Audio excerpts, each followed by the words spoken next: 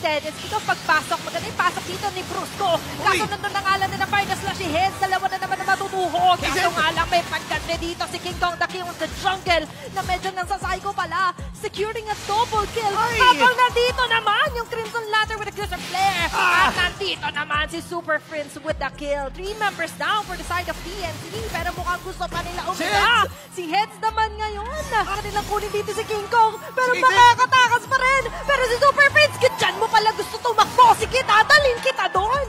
Hindi agad nabigyan ng damage. And that will be it for Fnatic Onyx. Makakuha ng Lord. Tapos isa pa kay Heads. The kill is for King Kong. Habas Kozen nilatag ba na kanyang Zaman Force. Wala silang makukuhan 3 doon against Fnatic Onyx. Instead, sila pa yung ina-assist. Sila pa yung pinapauwi. At medyo mapapasama pa yata yung lagay doon ni Escalera. Dahil ito, tore down siya doon ni Kelro with a free hit onto the side.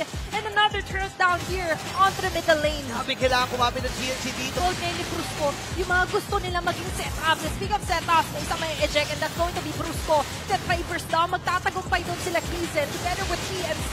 Makakapag-depend. Holy Crystal from Kuzen. Pero kailangan nilang harapin ang pagsugod ng Super Family. Fnatic Onyx ipapasok na! Sumigaw na nga dito si Kurt ng go! Kaso siya pa nga yung unang mag-go dito ng TNC Pro Team. Makakadepensa pa rin yata sila dito dahil unti-unti na nila nagtunaw yung Lord. Kaso nga lang si Heads sa pinakadulo. Medyo pinagtutulungan ng mga members ng FNOP at mapapatay pa nga doon ng Super Midget at Super Prince. And that will be it for Fnatic. Side pero ito, mag-extend si Heads. Super Earthshatter, medyo bumaba na nga yata siya dito. Pinagtutulungan ng dalawa. Pero kakayanin niya pa naman mandamay ng isa. That's going to be a 1-for-1 for TNC and Fnatic Onyx Philippines. Pero hindi papayag. Diyan sila Kapitan Escalero at si Kaizen. Dahil si Kurt naman ngayon ang kakalmot. Binababaran ng Lantern. This time, pasok ngayon.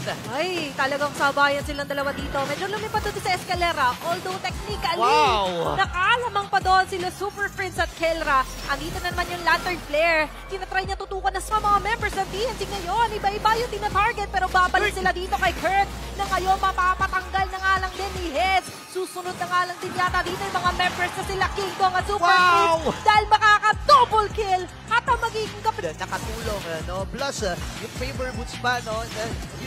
Bibigyan nila pero ngayon! Jumping in onto the action. Kurt taking down Kozen. At ngayon lalatag ng Zaman Force pero lumabas sila sa dance floor. Sabi ni Kelra kahit walang dance floor, sasayawan ko kayo. At si Kaizen ngayon ang kumukonekta sa members ng FNOP. Habang doon sa pinakagilid, look at that. Super Prince solo zoning out the members of TNC. Papasok ko na Ugi Shadow Kill doon sila King Kong. Isa-isa na nga nila binibigyan ng damage at isa-isa na rin nagbabagsak. Nakaba ang katapusan. Makukumpleto na ang TNC Pro Team para dumepensa. Buhay na rin si Heads pero kumpleto rin dito na atake. Ang FNOP makakapatay pa na isa. And that will be it. Fnatic Onyx Philippines sweeps off TNC Pro Team. Ayan, yun yung pinatay ko. Yan yung sinasabi ko, yung mga yakapan, di ba? Ayan, ito yung family pa rin, di ba? Behind the game.